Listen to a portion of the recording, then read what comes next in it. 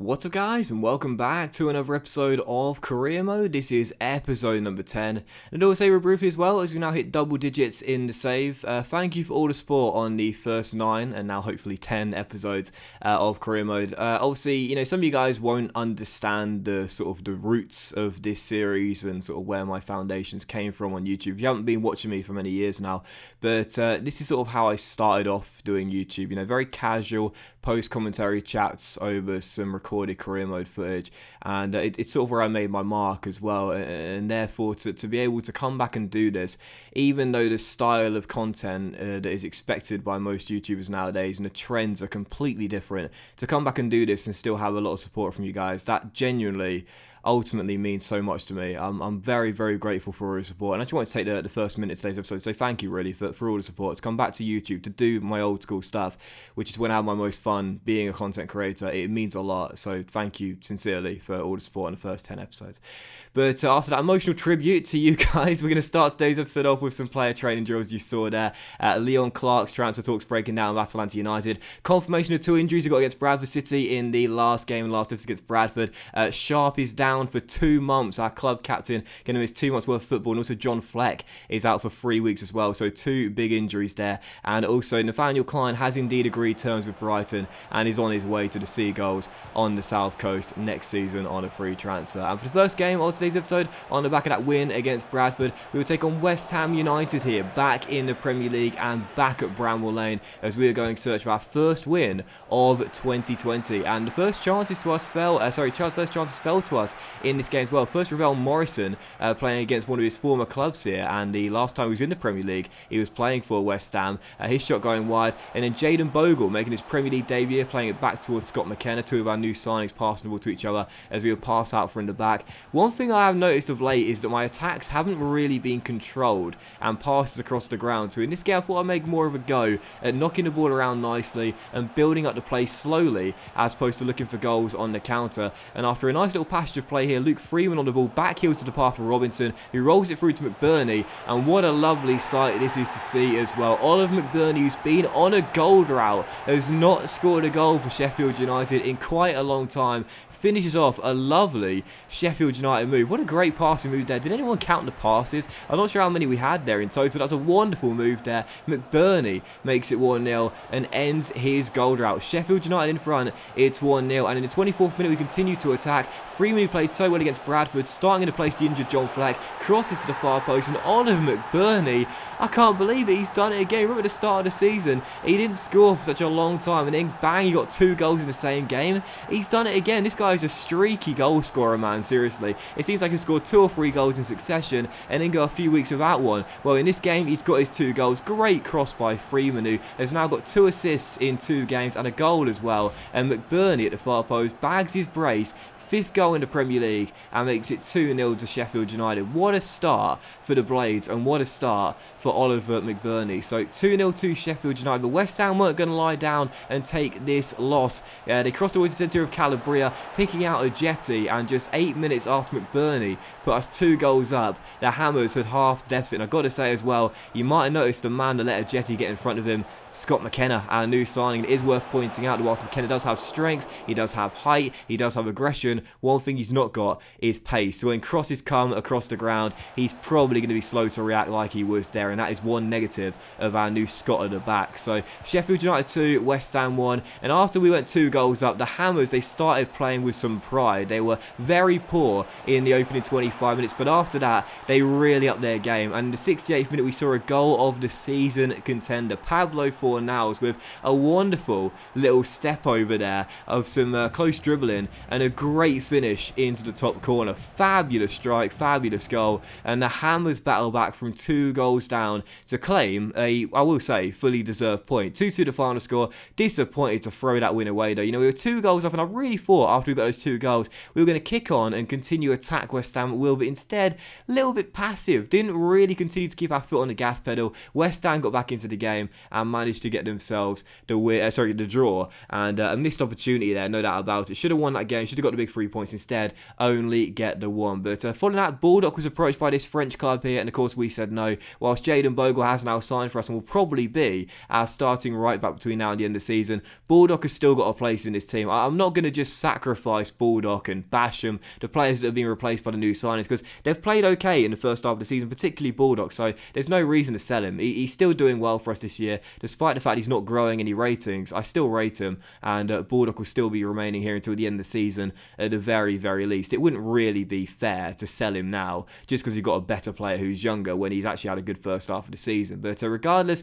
we had a few scouting reports here where, as you can see, I signed a new player to our academy, Pierce McDonald. We'll take a look at him in the next episode. And also got some tournament prize money from progressing in the FA Cup, as Fleck is now rejoining training after his injury against Bradford City. And in the FA Cup fourth round, we'll be taking on, Chelsea away at Stamford Bridge. Look at the way we're ending January as well. We've got Arsenal away at the Emirates Stadium and Man City at home, and then Chelsea away at Stamford Bridge in the fourth round of the FA Cup.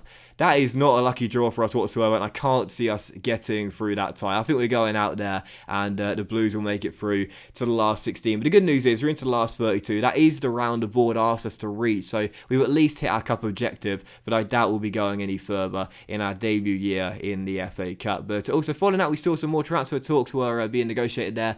Leon Clark was approached by Botafogo, the Brazilian side, wanting to take him to Rio de Janeiro.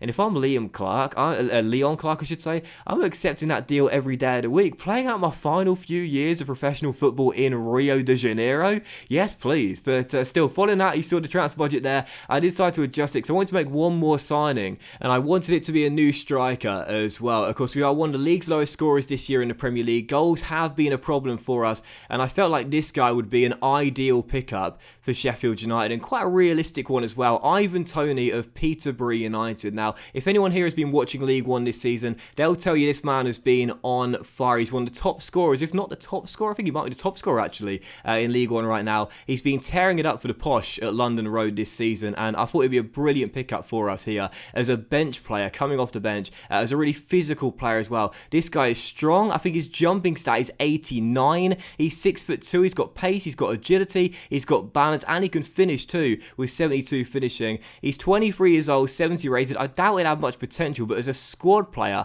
I think he'd be an ideal fit here at Bramwell Lane. We got a deal accepted at £2.4 million, which is his valuation, plus a 10% sell-on clause, and Leon Clark included in the swap deal as well. So poor old Leon Clark, he thought he was going to Rio de Janeiro, now he's going to Peterborough instead. But either way, we do get a bid accepted there, 2.4 mil the valuation, plus that sell-on clause, and Clark as well. And as you can see, the deal was 5 years, squad role rotation, no release clause, 14 grand a week, and £135,000 sign-on bonus as well. So not the most expensive contract by any means whatsoever, not the most expensive transfer. I doubt this guy will have much potential, to be honest. I can only see it being about 76, 77 at highest, but either way, as a squad player, and that's the thing, this guy's going to be a squad player for us, not always in the first team. I think he'll be a reliable source of goals when we need him to be. I really, really like his stats. This guy physically is just a complete package. He can do everything well, particularly his jumping, which I think again is 89, and at 6'2" as well. We've not scored many headers this season at all. I'm hoping that could change when Toney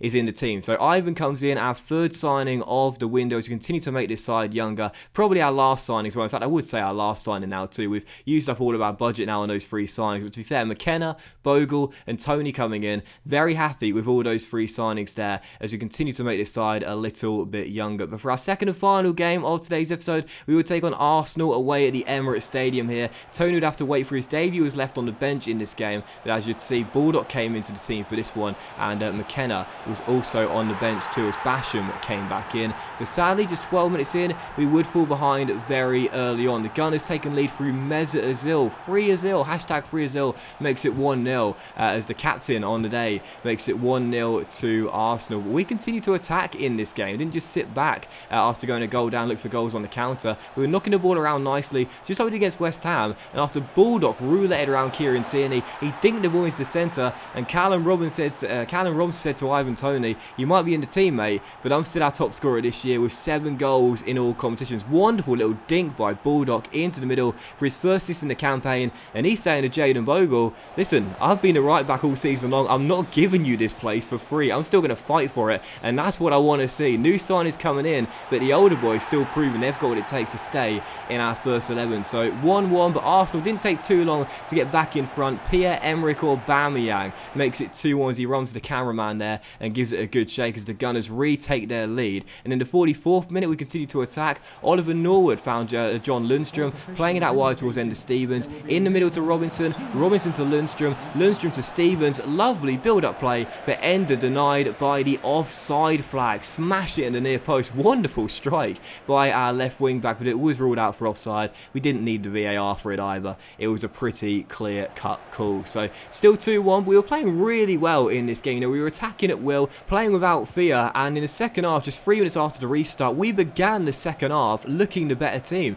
George Baldock found McBurney here, who rolled it into Callum Robinson. Robinson with a nice little touch finds John Lundstrom. Back out wide towards Ender Stevens. We switched the play from right to left, and as Ender crosses to the middle, Oliver McBurney rises highest, beats Kieran Tierney in the air, unsurprisingly, and heads it home for his 3rd goal in 2 games. Where has this guy been hiding in the past few weeks? He went missing for a while, but now he's back amongst the goals. A powerful header by McBurney for his 6th of the year, as he now draws level with Robinson. 6 goals apiece in the Premier League this season, makes it 2-2, and for the 2nd time in the game, we battle back from a goal down at the Emirates to draw back on level terms. So 2-2 in the 69th minute. Pepe had a golden chance to put Arsenal back in front, but he spurned his opportunity from close range as he put that shot wide of the post. And in the 79th minute, we had a chance to go in front for the first time. Baldock, who was playing with a knock, played it to McBurney, back to Robinson, out wide towards George Baldock, who takes it around Kieran Tierney with a fake shot, steps around the left back, who's having a torrid game, into Robinson, back to Baldock, back inside to McBurney for his hat-trick. No! He spurns the chance to win us the game with 8 minutes to go, gets his feet muddled up, and puts it straight at Martinez as a golden opportunity to claim a famous win at the Emirates Stadium goes begging, and wouldn't you just know it, 2 minutes to go after we missed a chance to get in front for the first time. Arsenal go up the other end, and as Lacazette down the right hand side rolls it across the 6-yard area, who's waiting at the far post? It's his bro Pierre-Emerick Aubameyang, who turns it home and makes it 3-2. 2nd time this season we've had heartbreak against the Gunners late on. First being denied the win against them at Bramwell Lane, now being denied a point, and it could have been a win here as well had McBurney not fluffed his lines and got the match ball and the 3 points. Final score 3-2, a bitter blow. We've had so many heartbreaking moments this season, and that continues today. But that was today's episode of Career Mode, guys. So a big thank you for watching. Really hope you have enjoyed it. If you did enjoy today's episode, then please do drop a like. Much love to you all. Have a fantastic day. Thanks for support so far on the first 10 episodes, and I'll see you for the next episode very soon.